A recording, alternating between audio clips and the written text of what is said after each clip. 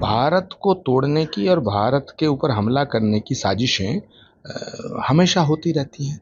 पाकिस्तान और ये सब जितना भी चीन वीन है, सब ये बहुत सी एजेंसी हैं जो भारत को टारगेट पे रखती हैं। तो आतंकवादियों का पकड़ा जाना बहुत अच्छी बात है। मैं एजेंसियों को और दिल्ली पुलिस को बधाई देता हूँ। और ये जो बॉर्डर पार से जो आतंकवादी भेजने का गुनाह है, पाप है, ये हमारे पड़ोसी मुल्क करते रहते हैं। कई बार पार्लियामेंट पर हमला हुआ, बम्बई में अटैक हुआ, बम विस्फोट होते हैं। तो एक बहुत बड़ी साजिश को नाकाम किया है दिल्ली पुलिस ने। मैं दिल्ली पुलिस को इसके लिए दिल्ली पुलिस की सराहना करना चाहता हूँ। भारत के गृह मंत्री आदरणीय अमित शाह जी की भी सराहना करना चाहता हूँ। मोदी जी पूरे देश के हैं, तो बिहार भी देश में ही है। तो बिहार को अगर कुछ दे रहे हैं तो बिहार की जनता का हक है वो। और प्रधानमंत्री जी किसी के साथ भेदभाव नहीं करते हैं। वो जितना गुजरात के हैं उतना ही उत्तर प्रदेश के हैं, जितना उत्तर प्रदेश के हैं उतना ही बिहार के हैं, जितना बिहार के हैं उतना ही तमिलनाडु के हैं। प्रधानमंत्री जी की घोषणाओं को राजनीति से प्रेरित होकर के देखना, ये संकीर्ण सोच का परिणाम है। भारत को भारत बनाने में सभी का रोल है। उसमें सभी जातियों का रोल है, सभी धर्मों का रोल है। भारत विविधताओं का देश है। लेकिन जहाँ तक हिंदू राष्ट्र का सवाल है, तो भारत तो एक सनातन राष्ट्र है ही। भारत एक सनातन राष्ट्र पहले से है। सनातन और भारत को अलग करके देखना ठीक नहीं है। तो भारत एक सनातन राष्ट्र है।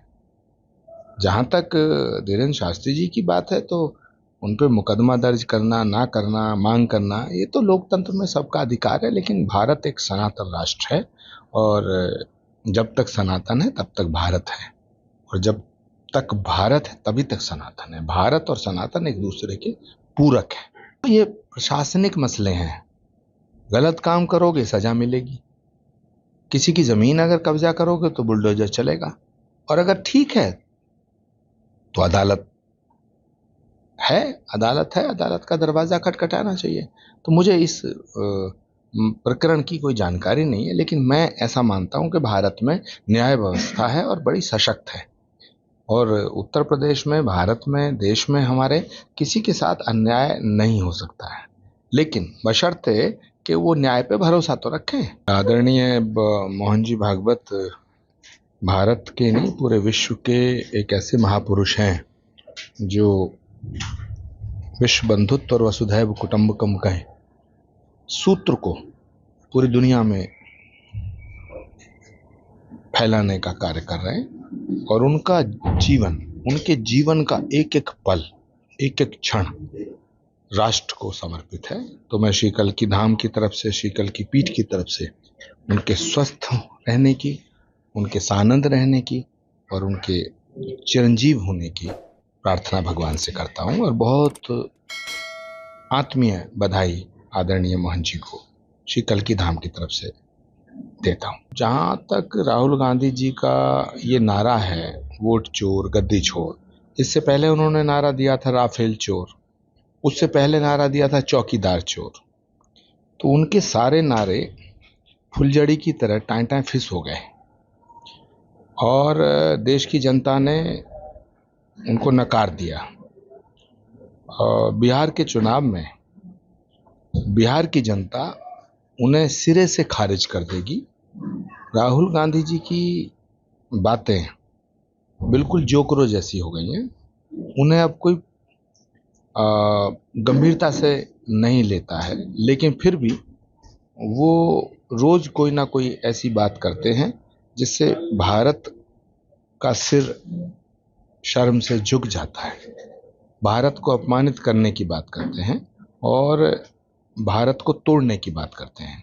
भारत सरकार को उनके बयानों पर संज्ञान लेना चाहिए और उनके खिलाफ संवैधानिक संस्थाओं को बदनाम करने का, भारत को तोड़ने की और भारत के ऊपर हमला करने की साजिशें हमेशा होती रहती हैं।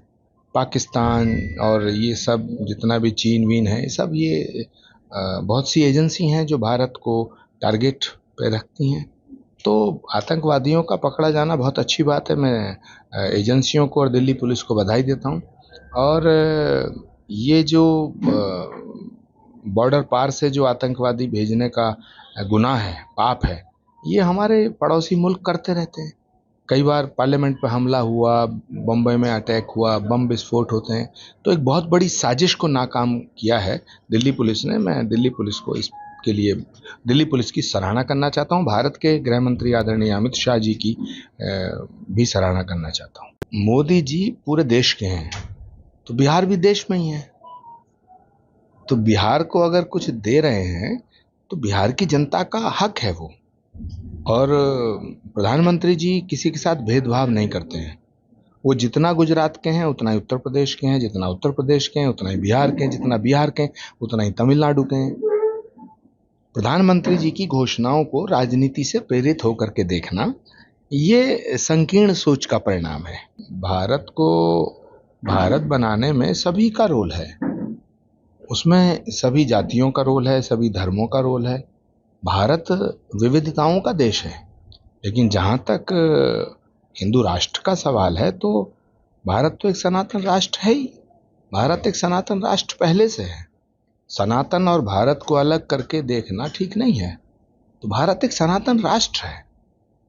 जहाँ तक धीरेन्द्र शास्त्री जी की बात है तो उन पे मुकदमा दर्ज करना, ना करना, मांग करना, ये तो लोकतंत्र में सबका अधिकार है। लेकिन भारत एक सनातन राष्ट्र है और जब तक सनातन है तब तक भारत है, और जब तक भारत है तभी तक सनातन है। भारत और सनातन एक दूसरे के पूरक है। तो ये प्रशासनिक मसले हैं। गलत काम करोगे सजा मिलेगी, किसी की जमीन अगर कब्जा करोगे तो बुलडोजर चलेगा, और अगर ठीक है तो अदालत है, अदालत का दरवाजा खटखटाना चाहिए। तो मुझे इस प्रकरण की कोई जानकारी नहीं है, लेकिन मैं ऐसा मानता हूं कि भारत में न्याय व्यवस्था है और बड़ी सशक्त है। और उत्तर प्रदेश में, भारत में, देश में हमारे किसी के साथ अन्याय नहीं हो सकता है, लेकिन बशर्ते कि वो न्याय पे भरोसा तो रखें। आदरणीय मोहन जी भागवत भारत के नहीं पूरे विश्व के एक ऐसे महापुरुष हैं जो विश्व बंधुत्व और वसुधैव कुटुंबकम के सूत्र को पूरी दुनिया में फैलाने का कार्य कर रहे हैं। और उनका जीवन, उनके जीवन का एक एक पल, एक एक क्षण राष्ट्र को समर्पित है।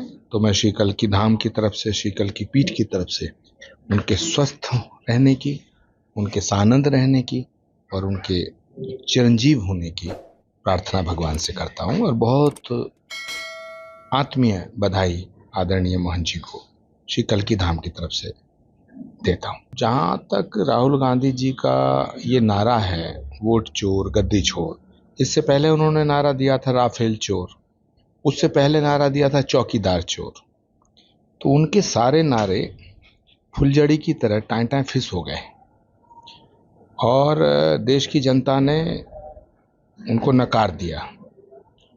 और बिहार के चुनाव में बिहार की जनता उन्हें सिरे से खारिज कर देगी। राहुल गांधी जी की बातें बिल्कुल जोकरों जैसी हो गई हैं। उन्हें अब कोई गंभीरता से नहीं लेता है, लेकिन फिर भी वो रोज कोई ना कोई ऐसी बात करते हैं जिससे भारत का सिर शर्म से झुक जाता है। भारत को अपमानित करने की बात करते हैं और भारत को तोड़ने की बात करते हैं। भारत सरकार को उनके बयानों पर संज्ञान लेना चाहिए और उनके खिलाफ संवैधानिक संस्थाओं को बदनाम करने का